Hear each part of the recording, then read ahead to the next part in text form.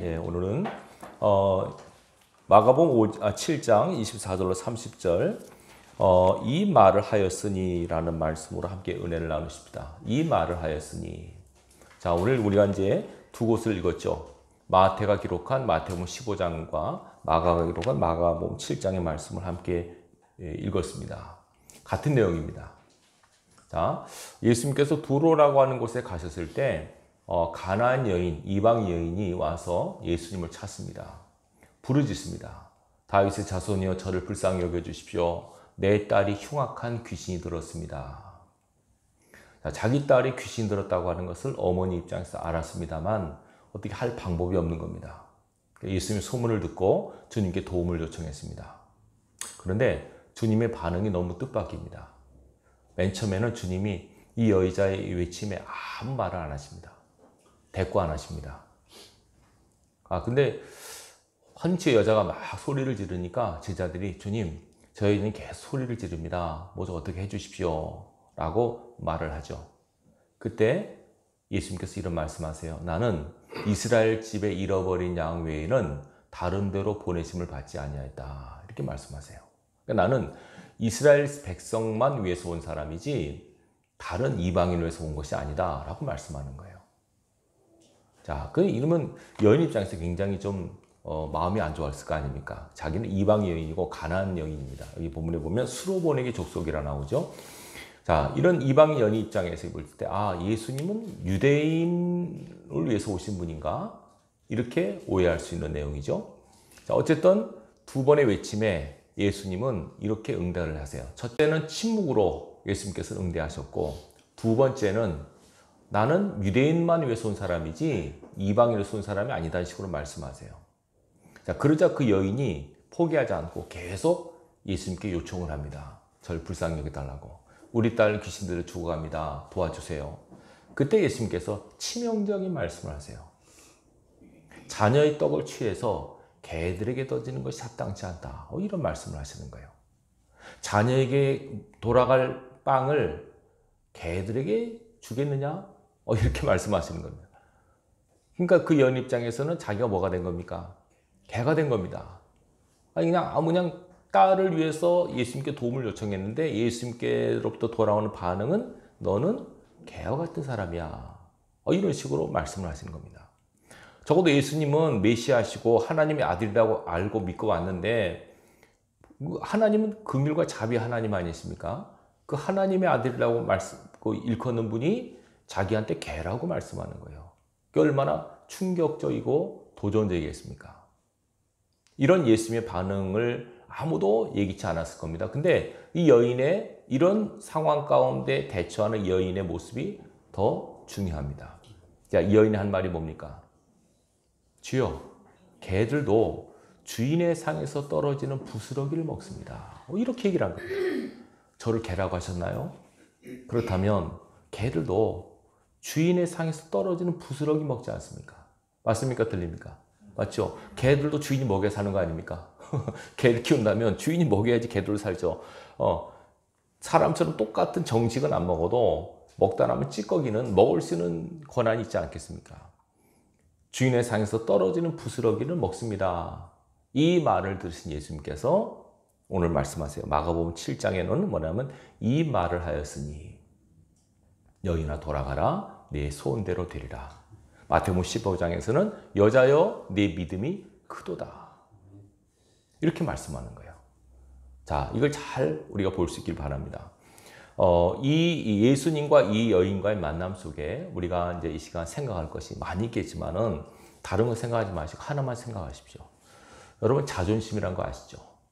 자존심은 다 있습니다. 없는 사람은 없죠. 이 자존심이 어쩌면 우리를 사람답게 하는 동력이기도 합니다. 그렇지만 하나님 앞에서의 자존심은 여러분 하나님의 은혜를 가로막는 방해물이 될 수 있다는 것을 기억하시기 바랍니다. 아시겠죠? 자존심은 필요합니다. 사람이 살아갈 때. 근데 이 자존심이라고 하는 것이 원래 자존심은 어떤 뜻이냐면 자기를 소중히 여기는 마음인데 남들에 의해서 인정받을 때 자기 존재감을 느끼는 겁니다. 남들이 칭찬하고 인정해 줄 때, 아, 맞아, 나는 그런 사람이야 라고 생각하는 것이 자존심이고요. 자존감이라는 거 있습니다. 이것은 스스로가 스스로를 인정하는 마음이에요. 누가 뭐라 그러면 상관없습니다. 당신이 뭐요? 해도 나는 나야 하고 자기를 소중히 귀하게 여기는 마음이 자존감입니다. 비슷한 한 글자 차이지만은요, 자존심은 타인에 의해서 인정받는 마음이에요. 그러니까 타인이 안 좋게 얘기하면 기분 상하고 화가 나고 짜증이 나고 합니다. 자존감은 그렇지 않고 남이 뭐라 그러든 나는 나야, 나는 소중한 사람이야 라고 스스로가 스스로를 귀하게 여기는 마음이 자존감이에요. 그렇죠? 어느 게 더 소중하다고 생각되십니까? 자존감이죠. 자존심도 필요하긴 합니다. 그러나 하나님 앞에서 우리가 신앙할 때는 자존감이 굉장히 중요합니다. 예수를 믿게 되면, 그죠? 자존심이 높아지는 게 아니고요, 자존감이 높아져요. 왜냐하면 하나님이 성경 통해서 얘야, 내가 너를 사랑해 라고 말씀하시거든요. 하나님이 세상을 이처럼 사랑하사 독생자를 주셨다는 그 말씀 속에, 이 세상이란 말 속에 내가 들어가요. 하나님이 나를 사랑하사 독생자를 주었으니, 이렇게 말씀으로 다가오거든요. 그러면 누가 뭐라 그러든, 사람들이 나를 무시하건 뭐 멸시하건 상관없이 전능하신 하나님이 나를 사랑하신다라고 하는 것이 성령의 감동으로 닿을 때 자존감이 살아나고 높아집니다. 그러면 이 자존감이 충만하게 되면 어떤 상황과 여건에 관계없이, 환경에 관계없이 스스로가 스스로에게 기뻐하고 스스로가 스스로 때문에 감사합니다. 즐거워합니다. 반면에 자존심은요, 자기가 아무리 그래도 남들이 인정 안 하거나 그러면은 확 떨어져 버립니다. 기분이 나빠하고 속상해합니다. 근데 우리 신앙이라고 하는 것은, 여러분 잘 들으십시오. 신앙은 우리가 믿음이라고 하죠. 믿음 생활이라고 합니다. 믿음이라고 할 때 우리가 믿음의 정의가 뭐냐? 일단 믿음이라고 하는 것은 하나님을 신뢰하는 마음입니다. 우리가 믿는 대상이 하나님 아니십니까? 하나님을 신뢰하고 의지하고 살아가는 것이 믿음이에요. 보통 우리가 믿음을 생각할 때는 강하고 단단하다, 튼튼하다는 의식을 많이 가져요. 왜냐하면 예수님께서 베드로에게 내 이름을 이제 베드로라 할 것이다, 그 신앙 고백을 들으시고 이름을 바꿔주시지 않습니까? 베드로, 페트로스라는 말은 반석이라는 뜻입니다. 흔들림이 없는 단단한, 이것이 보통 믿음의 정의라고 생각해요. 그래서 믿음은 어떠한 환경에도 흔들리지 않은 마음, 그렇죠? 굴하지 않는 마음, 이걸 보통 믿음이라고 얘기를 해요. 그래서 이 믿음은요, 언제 드러나냐면 속에 있을 때는 잘 드러나지 않아요. 그러나 믿음이, 이 사람의 믿음이 어떤 것이냐라고 하는 걸 드러날 때는, 믿음은, 잘 들으십시오, 어떤 환경과 상황에 대처하는 우리의 신앙의 태도가 믿음이에요. 어떤 환경에 딱 접했을 때, 맞닥뜨렸을 때 그 환경에 반응하는 나의 태도가 믿음이란 말입니다. 자, 갑자기 환경이, 두려움의 환경이 다가옵니다. 불안합니다. 그럴 때 그 환경 앞에서의 나의 태도가 믿음이란 말입니다. 믿음에서는 어떻게 대처할까요? 막 불안과 근심과 두려움이 막 몰려옵니다. 그럴 때 믿음 있는 사람은 초연하게, 당담하게 대처할 수 있습니다. 그렇죠? 이걸 믿음이라고 합니다. 또 반면에 살다 보면 막 낙심이 들 때가 있고 좌절이 될 때가 있습니다. 실망할 때가 있습니다. 마음이 막 무너질 때가 있습니다. 그렇죠? 그래 막 뭐 살 가치도 없고 의미도 없고 그냥 다 짜증이 나고 화가 나고 원망이 나고, 그럴 상황이 딱 닥칠 때가 있습니까? 없습니까? 있죠. 그럴 당연히 닥칩니다. 그럴 때 그 상황 속에서 내가 어떤 모습을 취하느냐 하는 것이 믿음이에요. 자, 믿음 있는 사람은 그 상황에서 어떻게 할까요? 한숨을 쉴까요? 오히려 감사할까요? 감사하죠. 낙심할 수밖에 없고 좌절할 수밖에 없는 상황이지만, 믿음의 사람은 그 환경 가운데서도 하나님을 의지하고 감사할 수 있습니다. 하박국 선지자 고백과 같이 우리의 양이 없고 외양간에 소가 없고 아무것도 없어도 하나님으로 인하여 기뻐하고 감사할 수 있는 그 사람이 믿음의 사람이에요. 그렇죠? 자, 믿음이라고 하는 그런 의미에서 어떤 환경 가운데 내가 딱 의연하게 대처하는가, 이걸 갖고 그 사람의 믿음을 평가할 수 있단 말입니다. 믿음은 정적인 것이 아닙니다. 동적인 겁니다. 반드시 행동으로 나타나는 것이 믿음이에요. 그렇죠? 가만히 속에 있을 때는 우리가 마음으로 믿어 그러지 않습니까? 마음으로 믿을 때는 이게 드러나지 않으면 그 사람의 믿음의 실력을 알 수 없어요. 어떤 믿음인지 몰라요. 근데 딱 어떤 상황에 처했을 때 그 상황에 그 사람이 행동하는 그 말과 얼굴 모습과 행동을 보면 아, 이 사람이 믿음의 사람이다. 믿음의 사람인 줄 알았는데 아닌 것 같다. 라고 하는 것이 드러납니다. 보통 믿음은, 그죠? 어떤 환경 가운데 여러분이 스스로 점검하시면 압니다. 막 교회 열심히 다니고, 물론 기도 많이 하고, 봉사하고 다 믿음의 열매입니다. 다 나쁜 게 아닙니다. 근데 이런 믿음이 아니라, 이런 환경이 아니라 정말 우리가 진짜 이 사람이 믿음의 사람인가 아닌가 하는 것은 어떤 삶의 절박한 환경에 다가와야만, 그런 환경에 처해 있어야만 이 사람이 믿음의 실력이 드러납니다. 그래서 하나님께서는요, 복 주시기 전에 반드시 믿음의 테스트를 하십니다. 자, 예수님께서 이 여인에게 이렇게 냉소적으로, 이렇게 정말 어떻게 저렇게 말씀하실 수 있지? 예수님이 나를 개라고? 이렇게 말씀한다니, 그러면 예수님께서 진짜 이 여인을 미워해서 한 걸까요? 아니죠. 이 여인의 믿음을 시험하시는 겁니다. 이 여인이 하나밖에 없는 이 딸이 고통당하는 걸 보고 엄마로서 얼마나 답답하겠습니까? 원인은 아는데 해결 방법이 없는 거예요. 주님밖에는 해결자가 없어서 주님께 왔는데 예수님께서 보셨을 때 그 딸의 문제를 해결할 수 있을 만한 믿음이 필요한 거예요. 귀신 들리는 딸은 정신이 없으니까 모르고 그 딸을 가장 사랑한 엄마의 믿음이 요구되는 거예요. 근데 그 믿음이 보통 믿음 갖고는 안 돼요. 하나님이 인정할 만한 믿음이 있어야 되는 거예요. 예수님께서 여인에게 믿음을 테스트하십니다. 첫 번째로 아무 말 안 하십니다. 침묵의 믿음. 침묵으로. 막 예수님께서 무슨 뭔가 기도를 했으면 응답이 와야 되는데 조용히 계신 겁니다. 하나님이 내 기도 들으시나? 하나님 주무시는 거 아닌가? 기도할 때 응답 없을 때 그렇게 해보죠. 막 기도했는데 응답이 전혀 없어요. 아, 얼마나 막막합니까? 첫 번째 단계입니다. 예수님께서 아무 말 안 하십니다.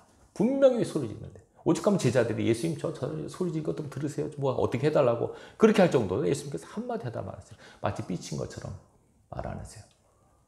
두 번째 이제 하도 그러니까 이 여자가 또 와서 주여 저를 도와달라고 해주니까 뭐라 그럽니까? 나는 이스라엘 사람을 위해서 왔지 이방인을 위해서 온 사람이 아니다. 이렇게 딱 말씀하세요. 냉정하게 이렇게 거절하시는 거예요.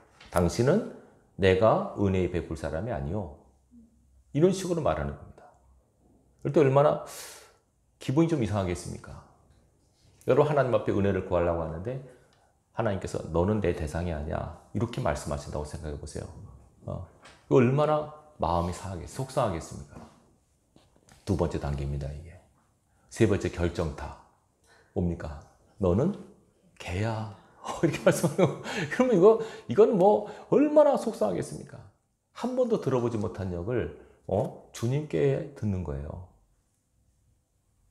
자녀의 떡을 취하여 개들에게 던지는 것이 마땅치 않아. 너는 개와 같은 사람이야.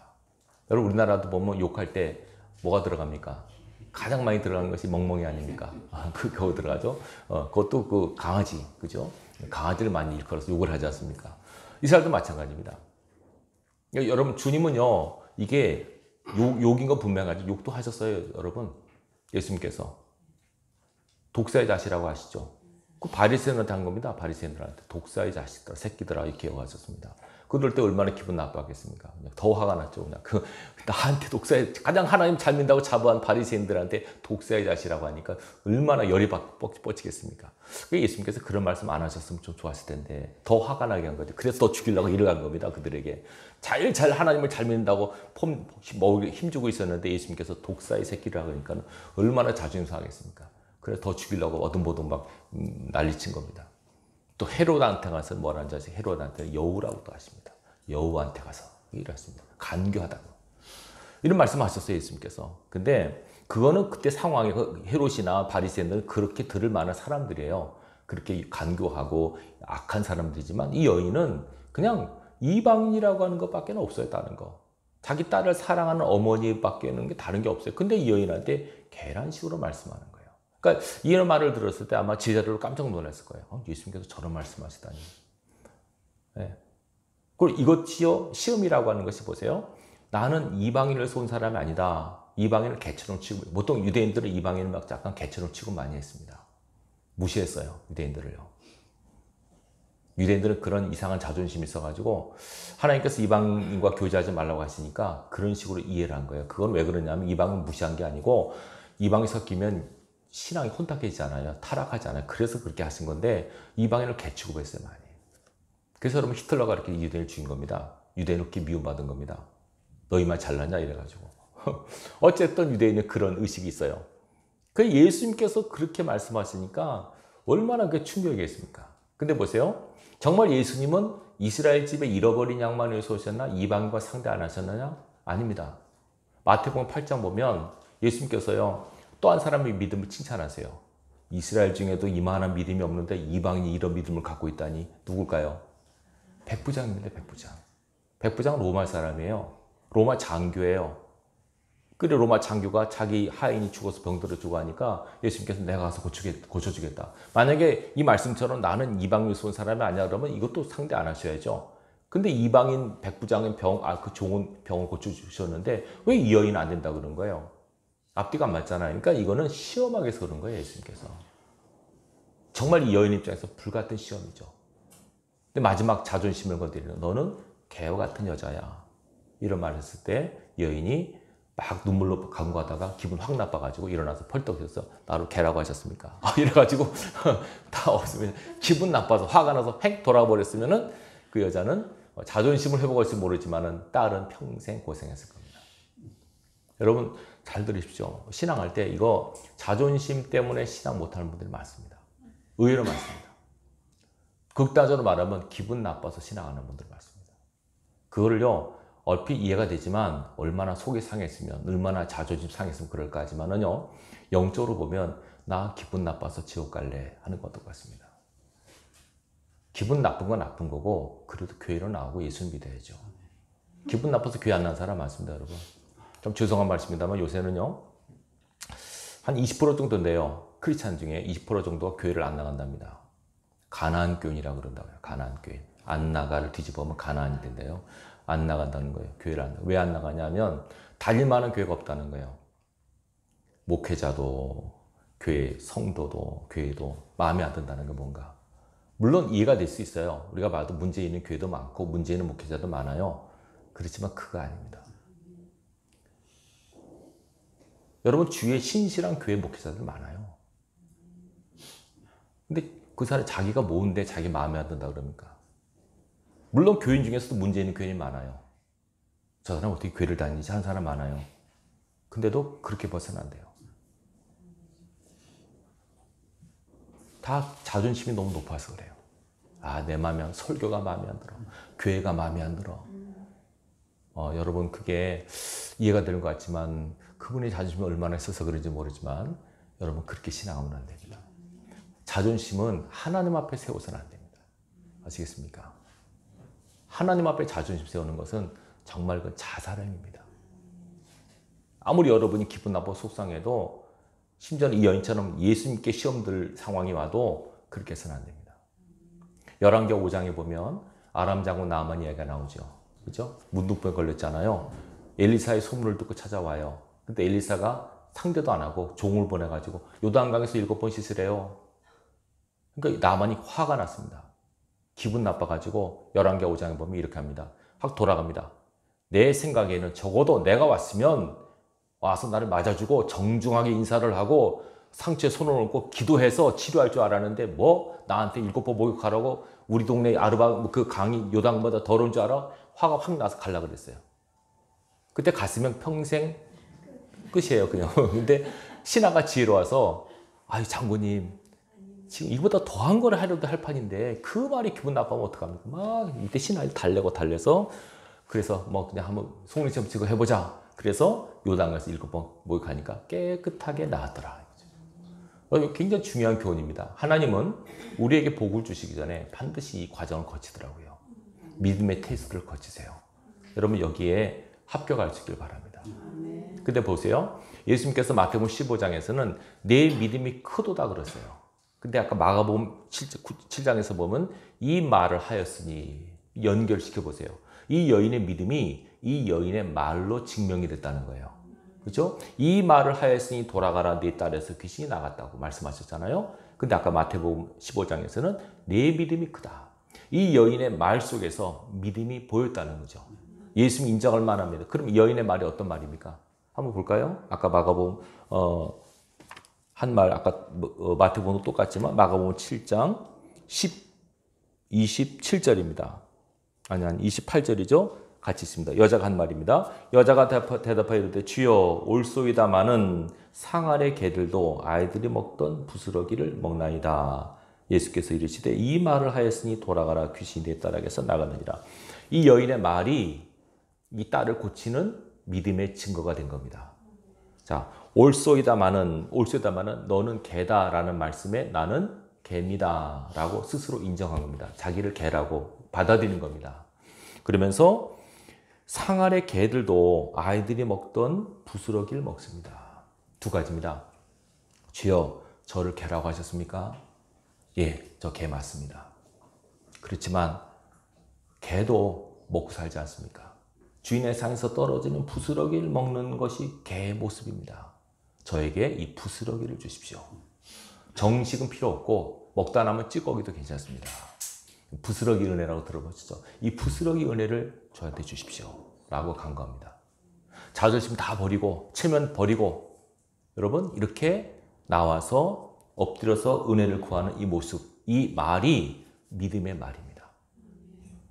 말씀드렸죠? 여러분 하나님 앞에 절대로 자존심 세워 신앙에 손해보지 마시기 바랍니다. 신앙하다 보면 상처받는 일이 엄청 많아요. 그렇죠? 사람과의 대화 만나면 얼마나 상처를 많이 받았어요. 여러분 상처받을 때 상처받는 건 쉽게 말하면 뭐냐면 내 자존심이 상한 거예요. 들어서는 안 될 말을 들은 거거든요. 억울한 말을 들은 거거든요. 속상한 말을 들은 거거든요. 그럴 때 화가 나는 거죠. 내 마음 몰라주고 그런 말 하니까. 억울하고 화가 나고 분통이 터지는 거죠. 이렇게 자존심을 팍 건드려 버려요. 그러면 속에 있는 게 팍 올라오면서 눈이 앞이 안 보이고 막 머리에 뚜껑이 열린다 그러죠. 열리면서 그냥 이성을 잃어버리죠. 그렇게 되면은. 근데 그거를 잘 컨트롤하지 않으면 하나님의 복을 받기 어렵습니다. 이게 사단의 전략입니다. 영적으로 눌리는 분들 보면은요, 그냥 눌린 게 아니고요. 어떤 사건이 있어요. 대부분 어떤 사건이냐면 속상한 사건이에요. 억울한 사건들이에요. 남한테 안 좋은 말을 들었던가 힘든 상황에서 너무 버거워서 마음의 문이 열려져 버리잖아요. 안 좋은 말을 들었을 때, 막 힘든 상황에 있을 때, 막 마음의 힘을 잃었을 때, 여러분 영적으로 악한 것들이 들어오기 쉬워요. 그래서 마음에 자리를 잡고 쓴뿌리를 내려버리면 그때부터 사단은 그걸 이용합니다. 계속 그걸 건드립니다. 신앙이 성장하지 못하게 합니다. 뭐 하나 올라가려면 상처받게 하고 기분 나쁘게 하고 억울하게 해서 기도 못하게 하고 예배 못 드리게 하고 힘을 잃게 만듭니다. 그런 분들 의외로 많습니다. 여러분. 죄송하지만 여러분 상처받으셨습니까? 상처받은 사람이 문제 있는 겁니다. 회개하셔야 됩니다. 아니 나한테 상처 준 사람이 나쁜 사람이 내가 상처받은 내가 뭐 나쁜 사람이 아닙니다.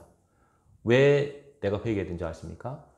하나님께서 뭐라 했습니까? 항상 기뻐하고 범사에 감사를 하시죠. 그거 안 하셨기 때문에 그렇습니다. 아니 목사님 그 말 듣고 어떻게 감사가 나옵니까? 그 말 듣고 어떻게 기뻐합니까? 근데 이 여인 보십시오. 여러분 혹시 개란 말 들어보셨습니까? 근데 그 말한테 뭘 기분 나빠하십니까? 쌍욕 들어도 이 여인은 끄떡 없습니다, 여러분. 자, 그러면, 아니, 이런 말 듣고 어떻게 버티냐고. 근데 잘 들으세요. 상처를 가장 많이 받으신 분이 누군지 아세요? 예수님이세요. 이걸 우리가 간과해서는 안 됩니다. 예수님은 하나님이신데, 천지창조로 하나님께서 인간을 만드셨어요. 그 당시 만든 인간에게 이사야 53장 3절 보면 멸시를 당하셨어요. 멸시를 당하시고, 무시당한 거죠. 배척당하셨어요. 마가복음 6장을 볼까요? 6장 3절을 한번 볼게요. 뒤 몇 번 넘기세요. 마가복음 6장 보면 어떻게 예수님께서 3절을 보십시오. 예수님께서 고향에 가셨을 때 이렇게 사람들이 대접을 해요. 마가복음 6장 3절을 보면 자, 예수님을 향해서 이렇게 말합니다. 이 사람이 마리아의 아들 목수가 아니냐?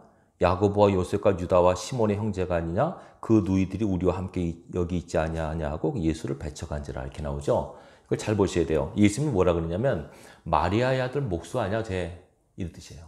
원래 여러분 유대 사람들은 누구를 가리킬 때 아버지의 아들을 지켜합니다. 어머니를 일컫지 않습니다. 요셉의 아들 예수가 아니야 이렇게 되는데 누구 지랍니까? 왜 마리아를 부른지 아십니까? 저는 애비 없는 자식이야 이 뜻이에요. 왜냐하면 요셉과 동거하기 전에 잉태했잖아요. 저 애비 없는 자식이야 저의 그 뜻이란 말입니다. 극단적으로 말하면. 그래서 마리아의 아들 또 뭐라고요? 목수. 목수는 뭡니까? 배우지 못하고 가진 것 없는 가장 밑바닥 계층 사람이에요. 그러면서 예수를 배척을 해요. 고향 사람들이. 그러니까 출신, 직업 모든 것에서 무시당한 거예요. 예수님은. 그리고 3년 동안 공들여 제자를 키웠잖아요. 베드로는 어떡합니까 또? 예수님을 저주하면서 부인하죠. 가룟유다는 돈 받고 팔아버렸어요. 예수님처럼 상처 많이 받은 분 없어요, 여러분. 근데 예수님께서는 그 상처를 받으시고 기분 나빠지고 화가 나서 그러지 않으셨어요. 그걸 이미 아시고 당신을 사람들에게 의탁을 안 하셨어요. 여러분 잘 들으세요. 사람을 의지하지 마십시오. 부부끼리도 의지하면 안 됩니다. 옆에 사람 잘 보십시오. 부부끼리 서로 보셔야 됩니다. 내 의지할 분은 하나님이지 사람 의지 안 한다면 안 됩니다. 사람은 그냥 사랑해주고 축복해주는 대상이지 부부 신뢰하면 안 됩니다. 이상한 말 또 오해하지 마십시오. 목사님 부부 믿지 말래. 그렇게 오해하지 마시고 사람은 남자건 여자건 누구도 사람은 사랑하고 축복할 대상이지 나 당신 없으면 못 살아. 당신밖에 없어. 이러면 안 됩니다. 그러면 당신을 빼앗아 가세요. 하나님께서. 아시겠죠? 하나님만 신뢰하고 의지하시기 바랍니다. 그래서 상처받는 겁니다. 사람들이. 그래서 속고 배신당하고 배척당하고. 예수님께서 그렇죠. 예수님을 절대로 사람을 의지 안 하셨습니다. 왜냐하면 사람 속에는 모든 걸 아셨기 때문에 사람을 절대 신뢰하지 않으셨어요. 사랑하시고 축복하셨어요. 그래서 상처 안 받으신 거예요. 속상하셨겠죠. 안타까우셨겠죠. 그렇지만 불쌍히 여기셨어요. 당신을 저주하고 욕하고 못 박는 사람을 위해서 기도하셨어요. 예수님께서는 자존감이 높으셔서 그래요. 자존심이 아니라 자존감. 하나님은 나를 사랑하신다. 하나님은 나와 함께 하신다. 다 너희를 떠나도 나 혼자 있지만 혼자 있는 게 아니야. 하나님 나와 함께 하셔. 그러나 나는 괜찮아. 이 뜻입니다. 예수님께서 제자들이 다 버릴 거 아셨잖아요. 제자들이 다 버릴 거. 얼마나 외롭고 고독하셨어요. 마지막에 기도하러 산에 올라가셨는데 그때도 잤어요. 제자들이. 또 깨어 있어다오. 근데도 그때도 자는 거예요. 철저하게 고독하셨어요. 그러나 그 고독이 오히려 하나님과 가까이 하고 또 하나님의 뜻을 이루는데 귀한 자양분이 됐다는 걸 잊어서는 안 됩니다. 하나님 쓰신 사람은요, 철저하게 고독한 환경을 만들어 가세요. 그걸 여러분들이 기억할 수 있길 바랍니다. 크리스찬은 이 자존심 때문에 살아가는 사람이 아니에요. 예수 믿다가 이 자존심 때문에 실족한 분들, 신앙에 떨어진 분들 의외로 많아요. 기분 나쁘고 화나고 속상하고 다 하나님이 아세요. 그러나 하나님 앞에서 이 자존심은 하나님과 나 사이를 가늠하는 벽이 돼버려요. 그래서 이 여인이 만약에 자존심 때문에 기분 나빠서 확 일어나서 확 돌아가 버렸으면 끝나는 거예요. 여기서. 그러나 이걸 다 내려놨습니다. 내가 개가 되든 벌레가 되든 좋다. 사실 여러분 죄송합니다. 성경은요 우리한테 개라고 안 하고 우리를 지렁이라고 말합니다. 아시죠? 이사 나옵니다. 지렁이 같으냐고 봐. 벌레라고 벌레. 개보다 좀 더 못하죠 벌레는. 그죠? 곤충 아닌 곤충. 개는 동물이지만 우리 곤충이래 하나님께서. 너희는 지렁이야. 그렇게 말씀하세요. 사실이거든요 우리는. 네. 만약에 누가 여러분한테 당신 지렁이 같은 사람이야. 그럼 뭐라고 얘기하겠습니까? 그래 지렁이도 밟으면 꿈틀해. 이렇게 말씀하셔야죠. 그렇죠? 지렁이 같지만 지렁이도 움직이잖아. 네. 그렇게 자기 자존심을 내려놓지 않으면 안 돼요. 하나님은요 쓰시는 사람을 이렇게 자존심을 바닥을 만들어 놓으세요.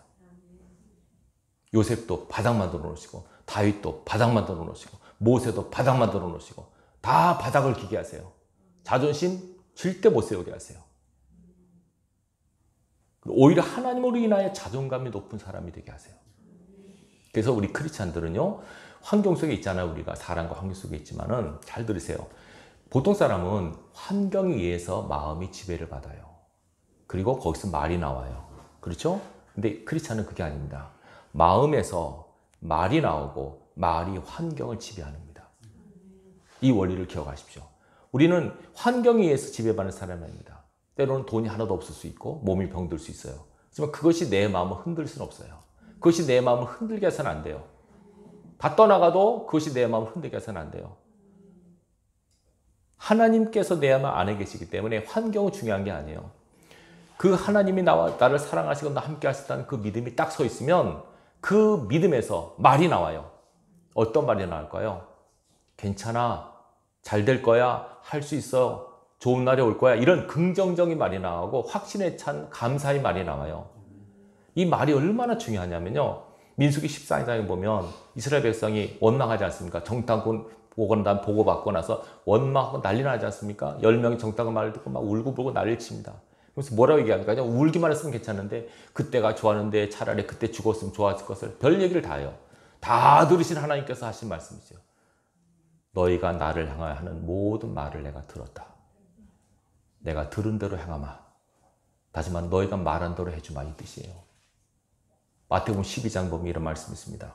사람이 무슨 무익한 말을 하든지 자기가 한 그 말에 대해서 심판날에 신문을 받을 것이다.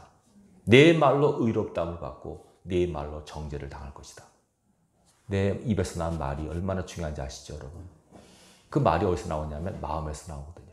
생각에서 나와요. 그 마음과 생각을 환경이 지배하게 만들면 안 된다는 거죠. 환경은 자꾸 변합니다, 여러분. 사단은 환경을 통해서 우리 마음을 유혹합니다. 그러나 우리 마음을 하나님이 지배하도록 하셔야 돼요. 말씀이 지배하도록 하셔야만 흔들림이 없는 마음이 돼요. 굳건한 마음이 돼요.